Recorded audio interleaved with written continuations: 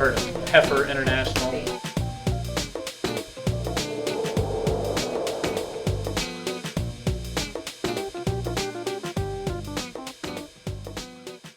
The Senior Center started after the University League. Two presidents, Mickey Murphy and Gene Barnes, were looking for a major project. The University League was very conscientious about where it spent its money and wanted to be the most helpful. So they did a very extensive survey to find unmet social needs. Many 65-year-olds were suddenly put out to pasture, and they had so much to offer the world. Helen Tow was really, at the beginning, such a drawing card. She was just such a wonderful, warm person. The minute you met her, you felt you know her, and she was a friend. So she was really the right person at the right time. Do you remember the date? It was Valentine's Day. It was February the Valentine's 14th. Day, I remember 1960. I can remember. I don't remember who was there. I remember Francis Fife was there. It was a very auspicious beginning.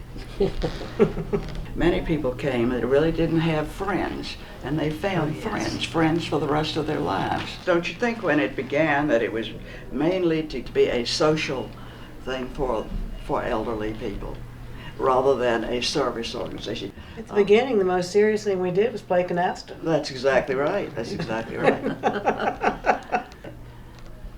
Speaking of the puppets, they were handmade puppets that were given to every child that entered the hospital. That's the first thing that I can remember that was a service project.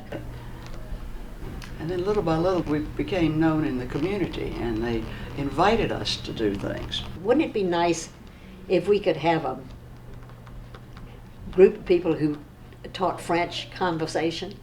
And we thought, I wonder if we could find anybody who taught, you know.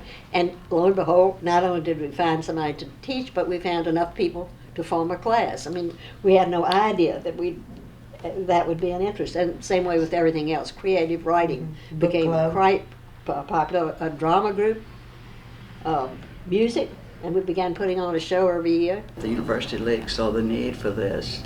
They financed it, they got it on its feet, they saw it become successful. And it was sort of the whole 360 degrees we went around with that.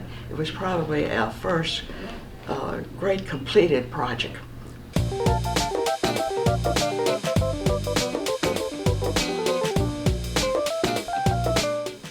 It gives me something to get out of bed for. The Senior Center has helped me to want to do, and always like to do. I feel like it's helped to open my horizons. You know, life is good, and you want to keep on living and giving and doing the best that you can.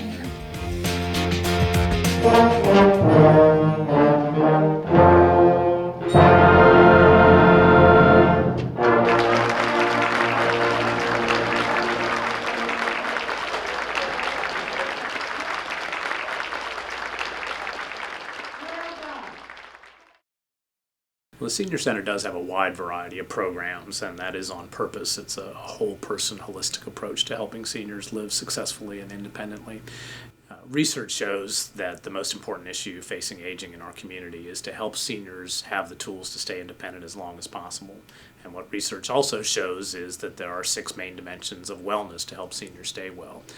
Physical wellness, intellectual, social, emotional, spiritual, and vocational. Number one is maintaining our health and our ability to be ambulatory to our last breath. I think successful aging probably could best be defined as that, having our independence as long as possible. It was wonderful to be able to take the Senior Center bus and be with people you knew and who were interested in the same thing. One of the nicest trips, I think, is Washington on your own. Me too. You can go up to Washington and have the whole day and then get back home by 7 o'clock in the evening. I love it. And they drop you off at the National Gallery and pick you up there, and you can do what you want to do. The Senior Center has always been about volunteering. We have a lot of volunteer projects right here in the Senior Center that have been going on, some since 1960. We've had a group of women that has obviously changed over the years that make Pinky the Puppet for kids at UVA Hospital. For the last generation, we've had another group of women that make hats and mittens for kids in Head Start, so that every Head Start child in our local community gets at least one set of hats and mittens every winter to keep them warm. I enjoy this. I find that the knitting itself is a kind of therapy. Don't need any tranquilizers. You sit with your knitting and you get on with it, and then it's good to know that what you're doing is not just easing your own self, but it's actually going to go and help somebody. And I think that there is proof through the awards and the recognition we get that we are a valuable resource to the larger community, and that we are very well aware that we serve not just the members, but the community at large. Going to Broadus Elementary School to mentor the kids. You're always learning, and there's always more to learn about chess and life. So that's part of the thing we're trying to teach them, other aspects of life. And then importantly, our volunteer program also matches up needs in the community at other nonprofits, from UVA and Martha Jefferson Hospital to the Free Clinic to Habitat for Humanity and everyone else.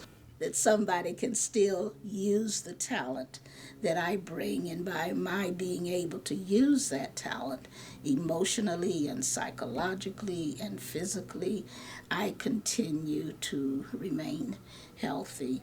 And this is a great place for all of that interaction to take place and for folk to feel I've still got something to offer.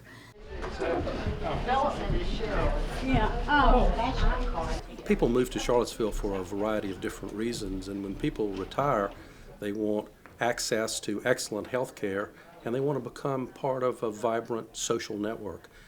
And everyone here knows how disproportionately cosmopolitan Charlottesville is for the size of the community. I mean, there's a number of activities, but for someone who moves in from outside of the Commonwealth and says, where can I go? I say to all my patients, one place you need to go first is to visit the Senior Center, to see what's there, the myths and stereotypes about what people think senior centers are smashed by coming through the door here.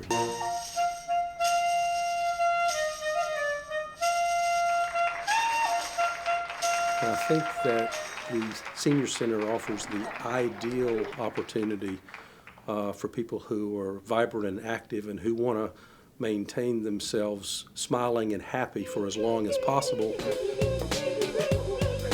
Laughter yoga is a lot of fun.